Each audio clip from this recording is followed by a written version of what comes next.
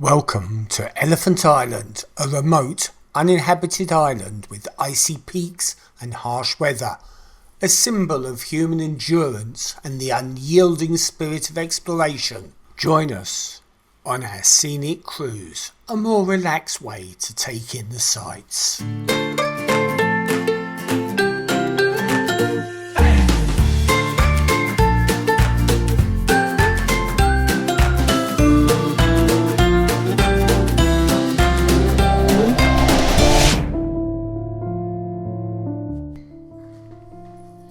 Hello and welcome to day 8, and we find ourselves in the Southern Ocean, also known as the Antarctic Ocean, on our way to Elephant Island. We had a brilliant breakfast today in Lumine and we're ready to face the day.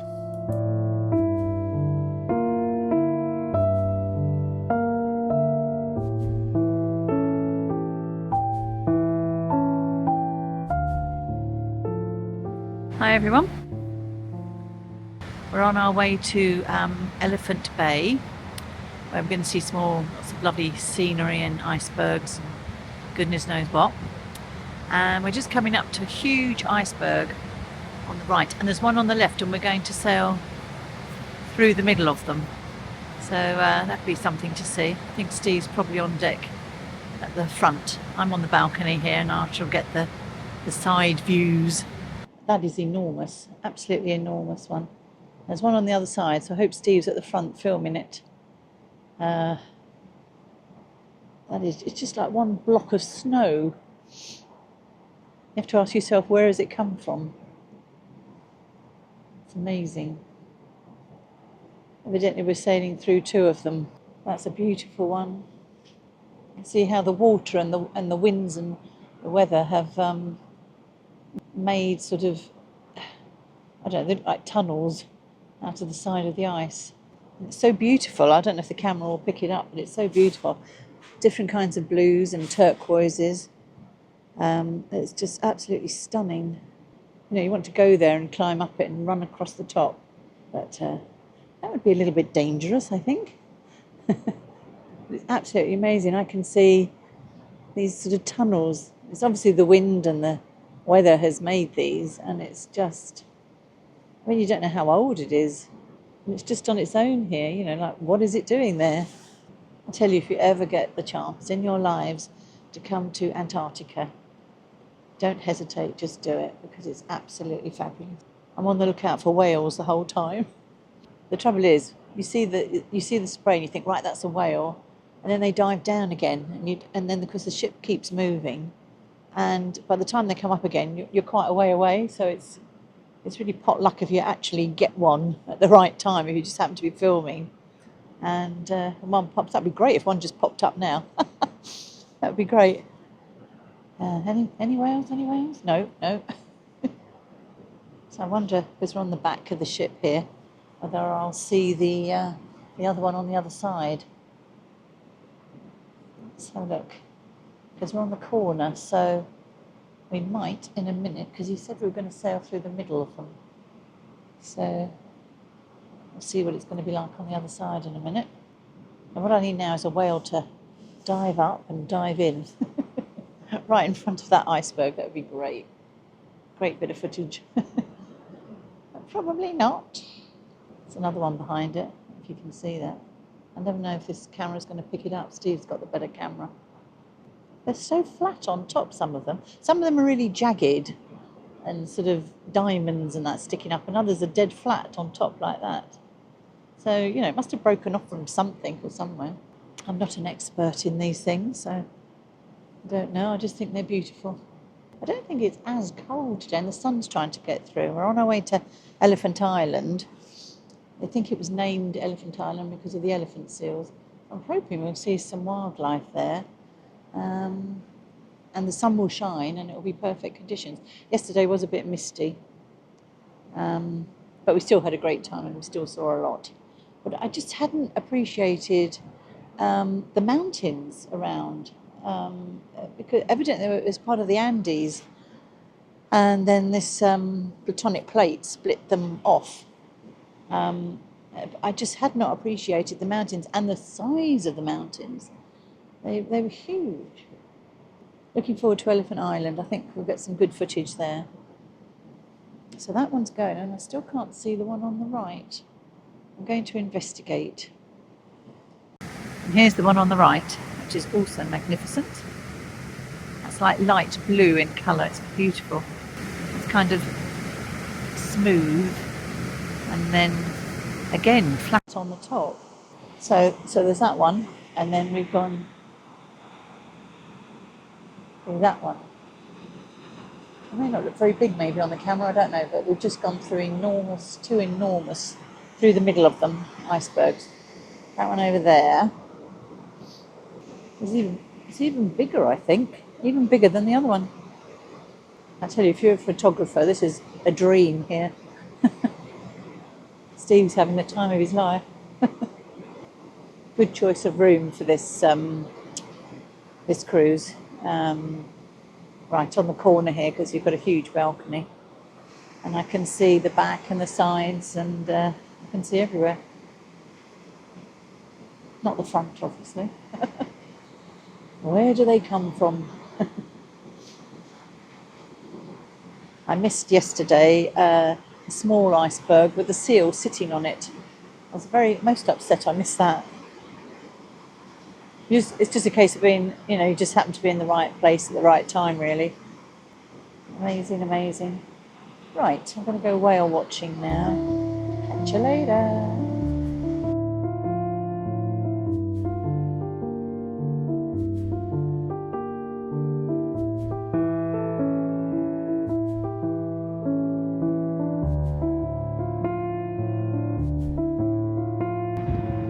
So this is Elephant Island.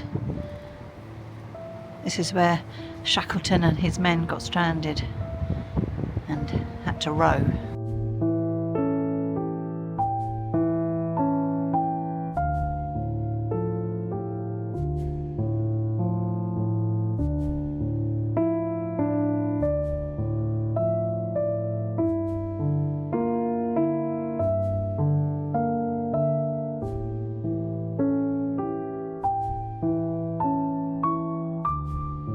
This is amazing view. I hope this camera picks up exactly what it actually is like, as it's beautiful.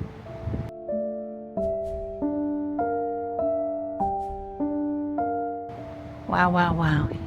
Huge mountains again. They must have been so cold on that island.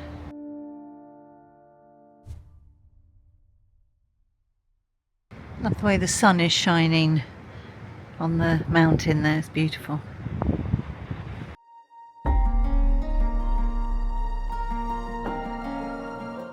It's so cold. Freezing, but beautiful.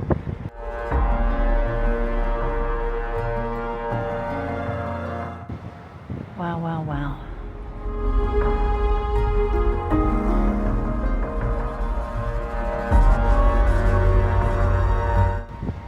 The cloud is on the top of the mountain there.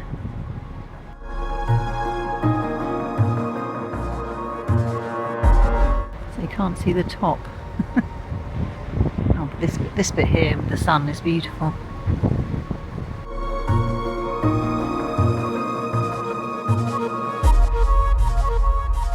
Imagine rowing, God, in this weather.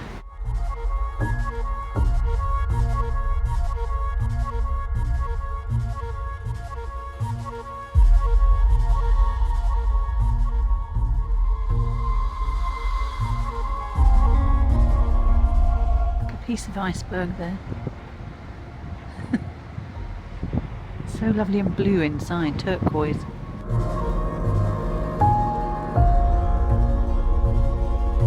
There's little bits of ice all over the place, actually.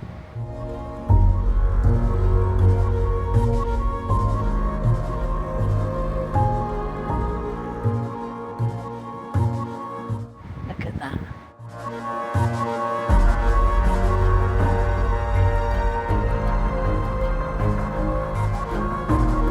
All we need now is a whale to pop up. Come on, whales.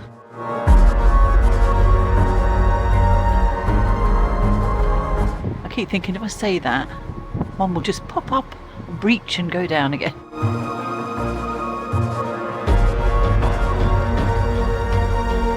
And it'd be fantastic timing, but it doesn't happen. As soon as I turn the camera off, I'll see one.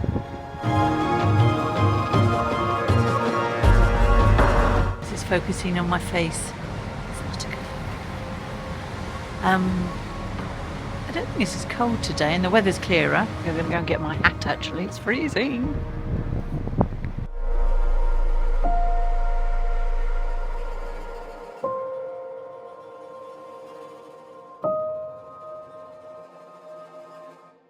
Because the colour of the sea goes by what the clouds are doing. There's turquoise over there, and it goes a darker turquoise, and then there's this turquoise. So it goes on. Elephant Island was, as Joanne alluded, named by George Powell in 1821 because of the elephant seals on the island. However, it's also thought to have been named such because an aerial shot reveals an island with the footprint of a circus elephant. It is the largest island in the Elephant Island group, which includes Gibbs, Corvallis, Clarence and Aspland Islands. Again, we had narrations from the naturalist on the inboard tannoy system and TV channels, but not outside.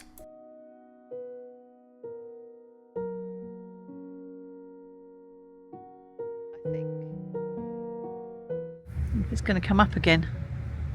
And there's things jumping in and out there.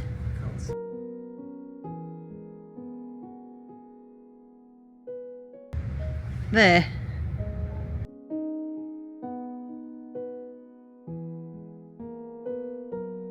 There's a whale here.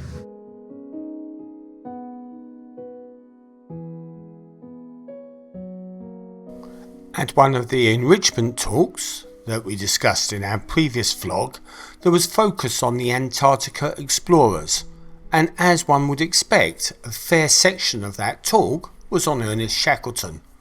One of the things stressed about Shackleton was that if you wanted to survive, you explore with Shackleton. Conversely, Robert Scott was known as a reckless leader who was prepared to make sacrifices to achieve his goal, making the ultimate sacrifice himself in 1912. Another interesting gem was that a French expedition ship had to offload a number of volunteer sailors, as they were overmanned. The ship was never seen again, lost at sea with all hands. One of the sailors offloaded was a young Napoleon Bonaparte.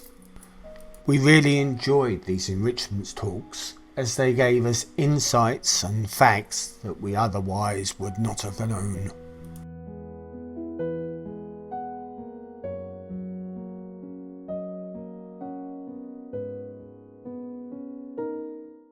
These weren't the only explorers, just a couple that to us, as Brits, are relatively well known.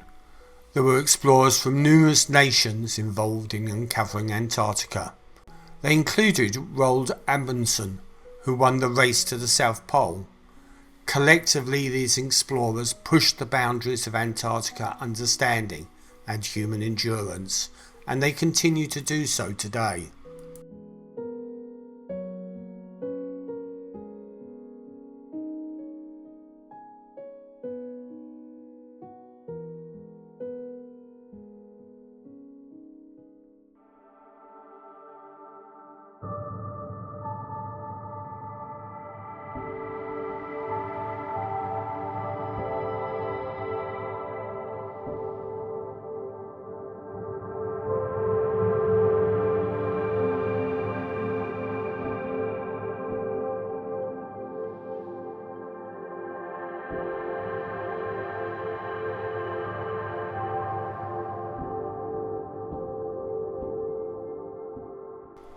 Elephant Island is probably best known in the history of Antarctica for the circumstances surrounding Shackleton's expedition of 1914.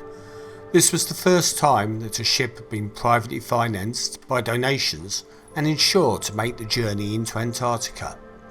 When his ship, the Endurance, got stuck in ice, winter closed in and the ice compressed the hull. ultimately it would break the wood, causing the ship to slowly sink. The crew abandoned the ship, living on the ice floe until it split, then taking to 3 of the lifeboats and ended up on Elephant Island. They survived hunting the elephant seals, but realised that they were not going to be rescued. No one would know where they were. The crew modified one of the lifeboats to make a longer journey and to go for help. Shackleton selected a small crew of mixed skills, and together they set sail for South Georgia. These days that is not a great distance on a cruise ship, but in those days 800 miles in a small boat with a small crew rowing across the turbulent Southern Ocean was very different. History shows they successfully made it to South Georgia, landing on a deserted part of the island. A small party trekked, exhausted on foot. They traversed, largely by guesswork, for a couple of days before finding civilization, much to the astonishment of the South Georgian whalers, who did not recognise him and adamantly believed that the whole ship had been lost. Eventually Shackleton was able to persuade them that he was who he said he was, and then set about persuading a rescue party to be made of his stranded crew. That took many months to arrange and get the suitable window for the weather. Getting there was one thing, it took 4 attempts and 3 months. The other issue was to land. Shackleton, who was in the first boat that tried, was unable to land, so he threw cigarettes and supplies to his crew. Ultimately, they rescued the stranded crew, not losing a single member. Truly incredible considering the conditions and timescales that they endured. The Endurance was found on the 5th of March 2022, just a couple of years ago, and at the request of the family, no attempts were made to raise it. These days Shackleton is held up as one of the best examples of leadership in extreme situations.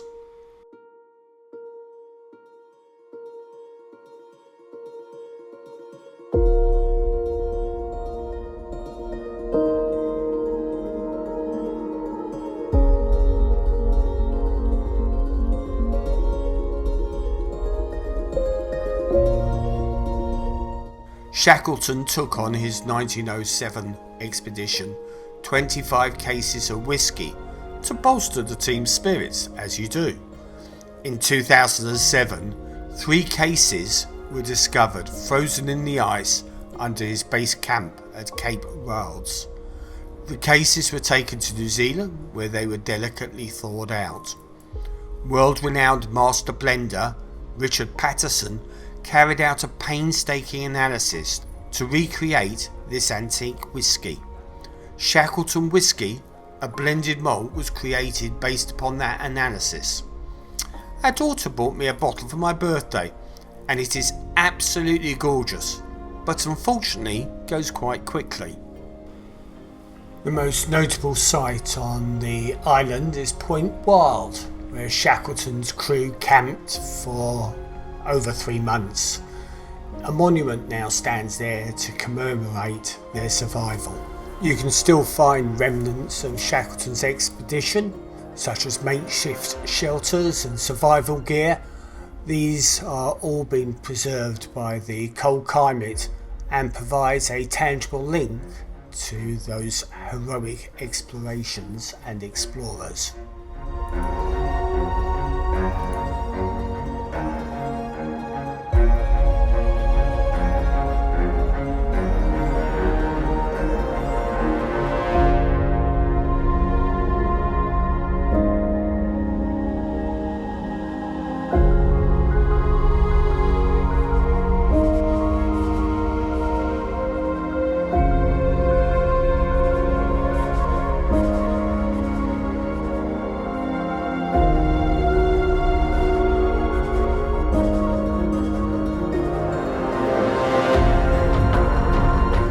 These days, Elephant Island remains largely uninhabited and visited primarily by scientists and researchers, and of course adventurous tourists like ourselves.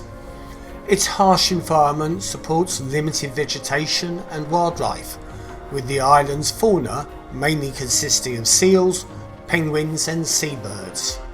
The island's remote location and challenging access contribute to its pristine and largely untouched landscape, making it a valuable site for scientific research, particularly in the fields of glaciology, climatology and marine biology. And that made me think of the Maureen Lipman advert for BT back in the 80s, where everybody has an ology.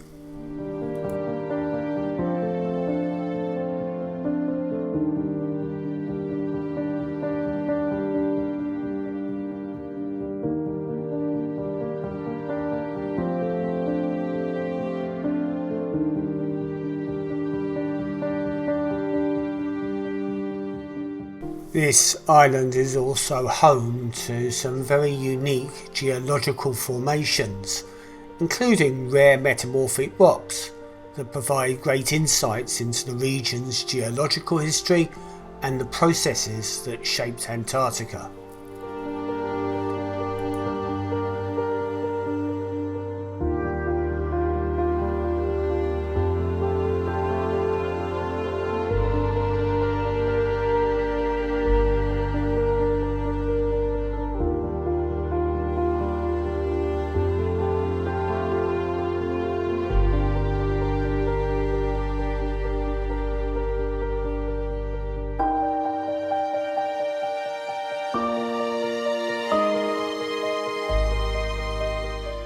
There is some evidence that minor volcanic activity has contributed to the rugged landscape.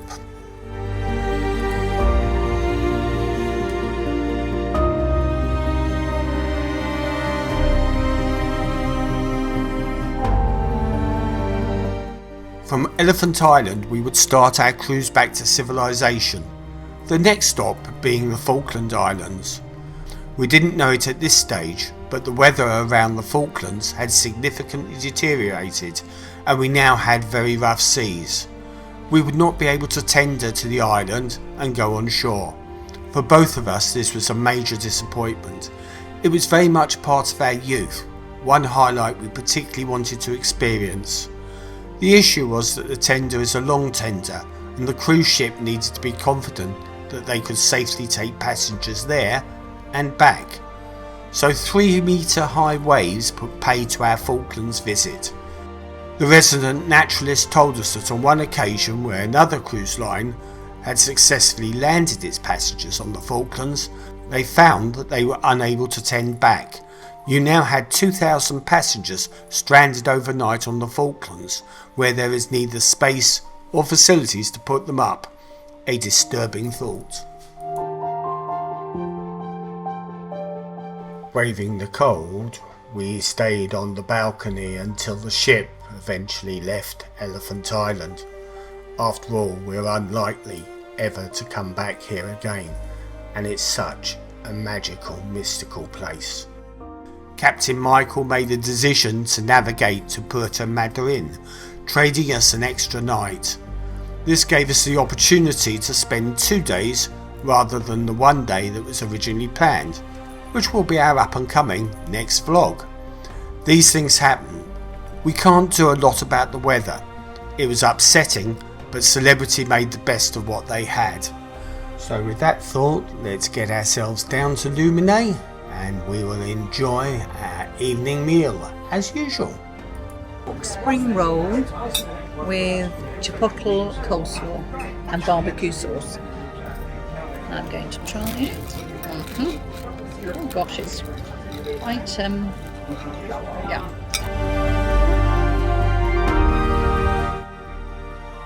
Right. For a starter today, I have chosen from the main dining room menu, which you can do in Lumine on this class of ship, and got escargot. And it looked very rough out at sea.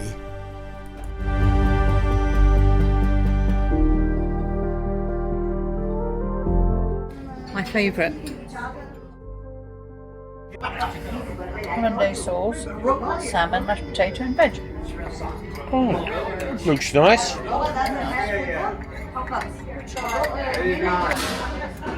I have got the linguine pasta. So we appear to be making good time, but the weather outside is still a little bit on the rough side. Glad I'm inside, and this flambe bomb looks absolutely incredible.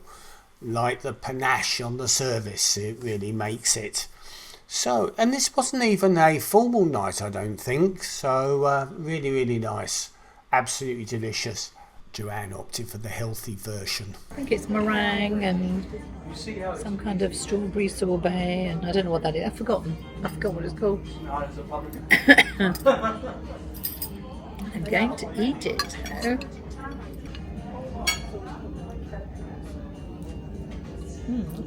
Nice.